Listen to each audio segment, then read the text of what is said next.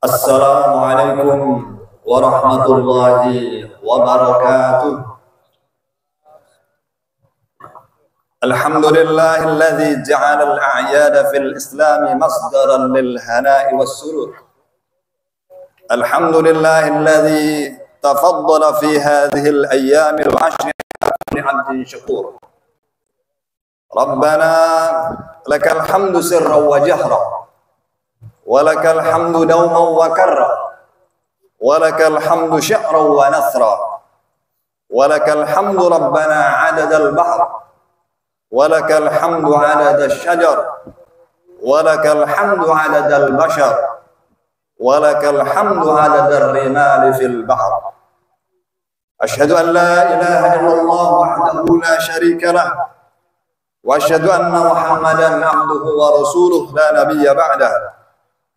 Sallallahu alaihi wa ala alihi wa ashabihi wa man ittaba'a hudahu ila yaumil qiyamah wa sallama tasliman katsira. Fa ya ibadallah, usikum wa iyaya nafsi bi taqwallah faqad faza man ittaqa. Faqala ta'ala ya ayyuhalladzina amanu taqullaha haqqa tuqatih wa la tamutunna illa wa antum muslimun. Allahu akbar, Allahu akbar, Allahu akbar kabira, walhamdulillahi katsira, wa subhanallahi bukratan wa asila. La ilaha illallah, Allahu akbar, Allahu akbar, walillahil hamd.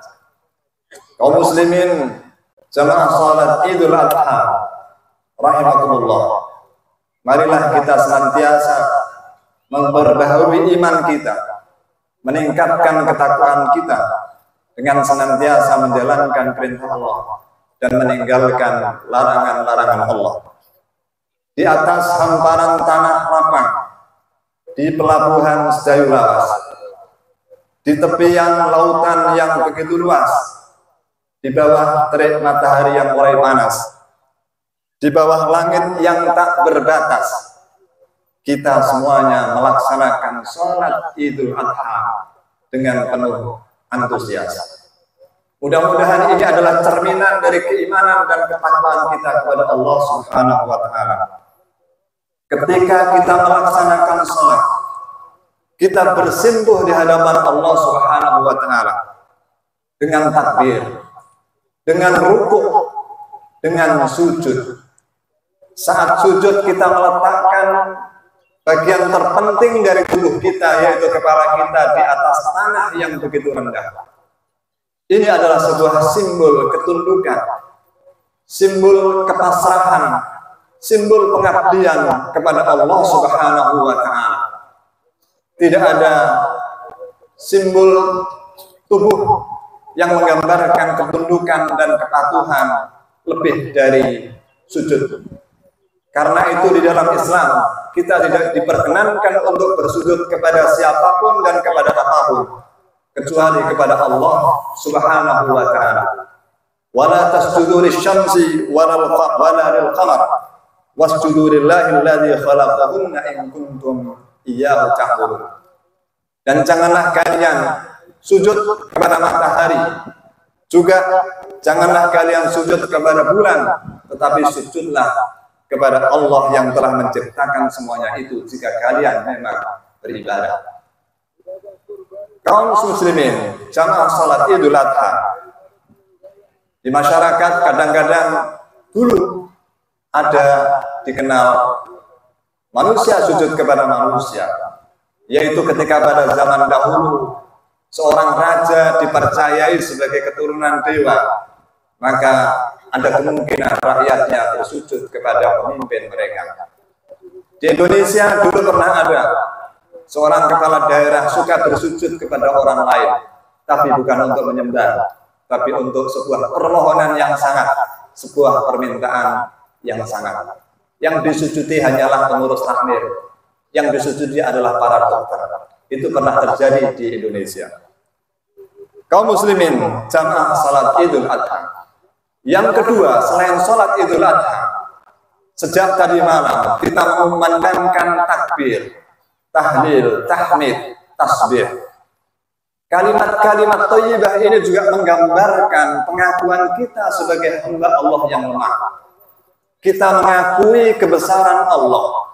Kita mengakui bahwa kita adalah makhluk yang kerdil, yang sangat-sangat kecil, yang tidak punya daya dan kekuatan kecuali dengannya. Dan dengan begitu, kita seharusnya merasa bahwa kita tidak sepatutnya untuk menyombongkan diri dalam hidup ini. Baik sombong kepada sesama, apalagi sombong kepada Allah Subhanahu wa Ta'ala. Mungkin Allah memberi kita kelebihan-kelebihan, tetapi jangan sampai kelebihan itu menjadikan kita sombong. Ada yang mungkin diberikan kelebihan, badannya kuat, kekar, perkasa, tetapi kita tidak seharusnya sombong dengan keperkasaan tubuh kita. Karena yang menciptakan badan kita adalah Allah. Yang memberikan kekuatan pada otot-otot tubuh kita adalah Allah. Sekali waktu Allah memberikan penyakit kepada tubuh kita, maka badan yang besar pun itu secara otomatis akan lemah. Lihatlah orang-orang yang terkulai di rumah sakit.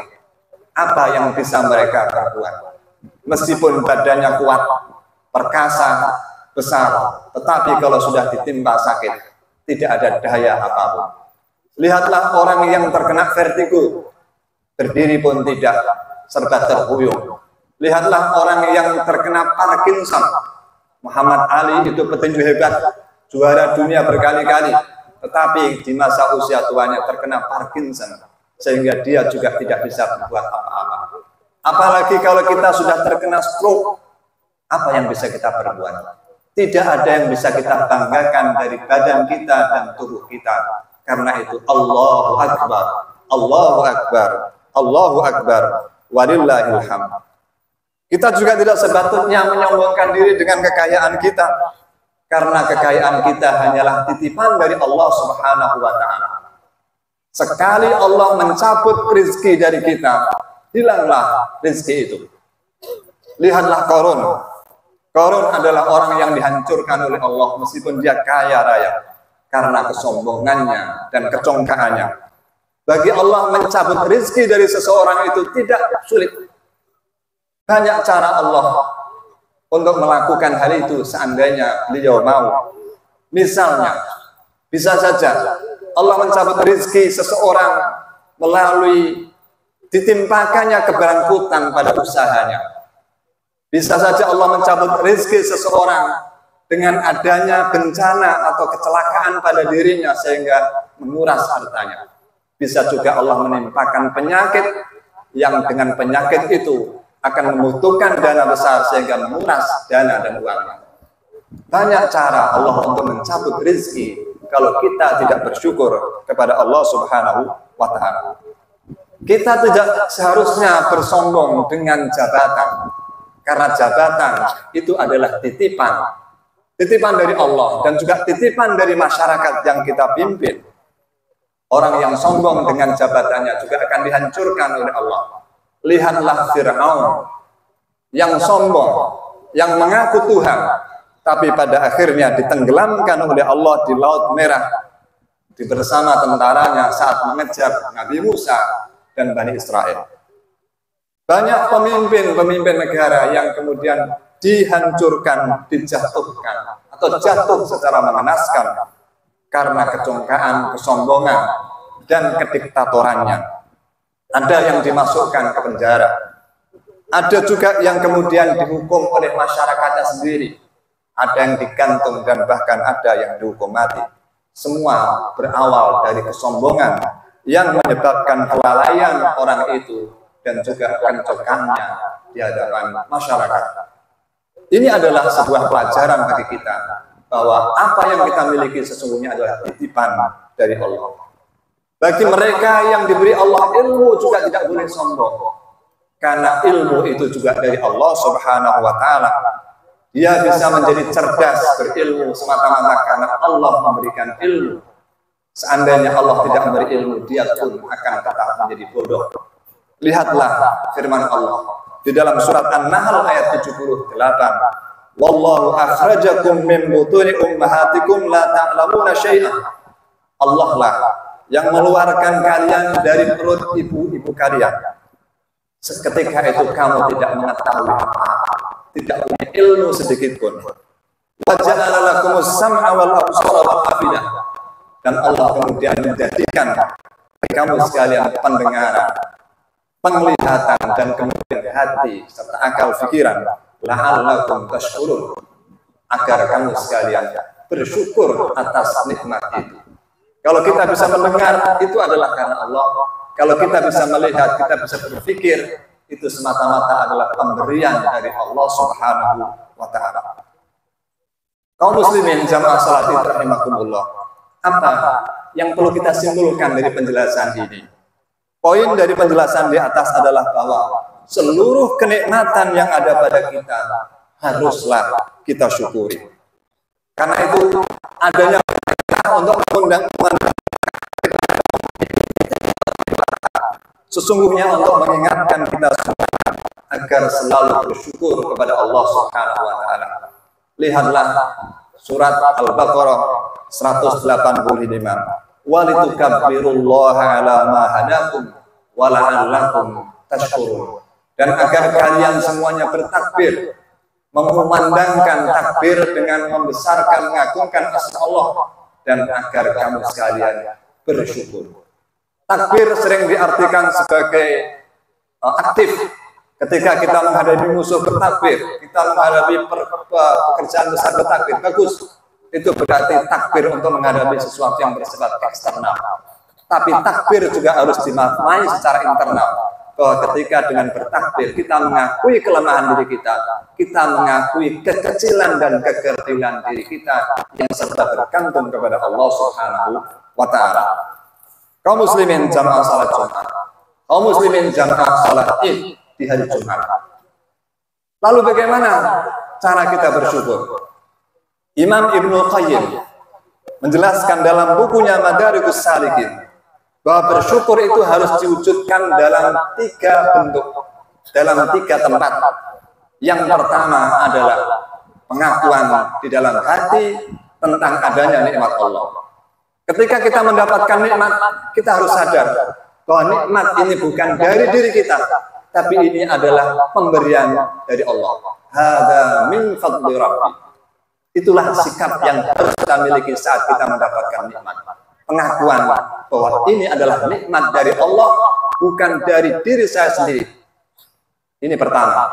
Yang kedua harus dimunculkan dalam lisan, dalam bentuk puja-puji kepada Allah dengan mengucap alhamdulillah, walillahil hamd, asyukru lillah, la haula wala quwata illa billah, rabbana lakal hamd, subhanakallahumma wa bihamdik, dan semacamnya. Ini adalah pujian-pujian secara lisan yang seharusnya kita ucapkan setelah ada pengakuan di dalam hati bahwa ini adalah nikmat Allah, karunia Allah, kita ucapkan dalam bentuk ucapan. Dan yang lebih penting lagi nomor 3 adalah harus kita wujudkan dalam tindakan amal perbuatan, yaitu apa? Dengan menambah ketaatan kepada Allah Subhanahu wa Ta'ala. Tanpa yang ketiga ini, maka kesyukuran itu menjadi hamba dan hamba. Oleh karena itulah pada hari ini, hari Idul Adha, mari kita wujudkan kesyukuran itu kepada Allah. Dan salah satu di antara amalan yang menggambarkan kesyukuran kita adalah kita sholat pada pagi hari ini. Dan yang kedua adalah kita menyembelih hewan kurban. Itulah yang tergambar dalam firman Allah surat Al-Kautsar. Inna a'tainakal kautsar. Sesungguhnya kami telah memberi kamu nikmat yang banyak. Diingatkan bahwa Allah telah memberi nikmat yang banyak kepada kita. Kemudian apa seharusnya setelah itu? Fasholli li rabbika. Maka sholatlah karena Tuhanmu. Kita harus sholat. Perwujudan syukur tadi harus sholat. Sholat fardu 5 waktu, termasuk juga sholat sunnah, termasuk sholat id. Wanhar, dan menyembelihlah kurban. Di hari raya kurban, salah satu wujud kesyukuran adalah menyembelih hewan kurban. Dan ini digambarkan oleh Rasulullah bahwa sebaik-baik amalan di hari Idul Adha adalah menyembelih hewan kurban. Ma amila adamiyun min amalin yawman nahr ahabba ilallahi min ihraqid dam. Tidak ada amal perbuatan anak Adam pada hari Idul Adha lebih dicintai dari menyembelih hewan kurban. Dan antara fadilahnya adalah innaha la ta'ti yaumal qiyamati biquruniha wa asy'ariha wa adlafiha.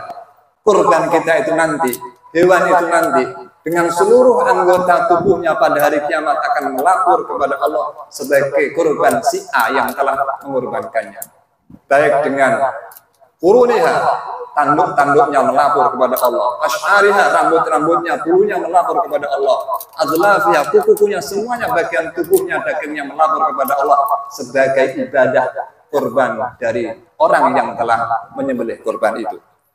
Summa wa inna ad-dama la yaqa'u min Allah bimakanin qabla an yaqa'a min al-ardi. Dan sesungguhnya darah yang mengucur dari hewan yang kita sembelih itu sudah sampai ke hadapan Allah pahalanya sebagai amal soleh sebelum darah itu sampai di bumi saat mengucur.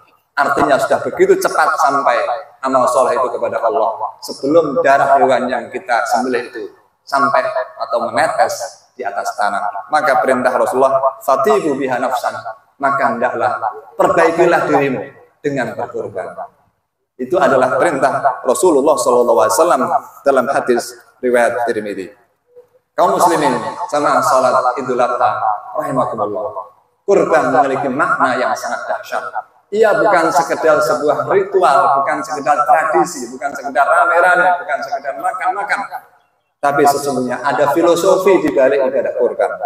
Salah satu yang terutama adalah ada nilai sosial di dalam ibadah kurban. Nilai yang terpenting adalah kita harus peduli kepada sesama. Kita harus memikirkan kepada orang lain, terutama yang lemah.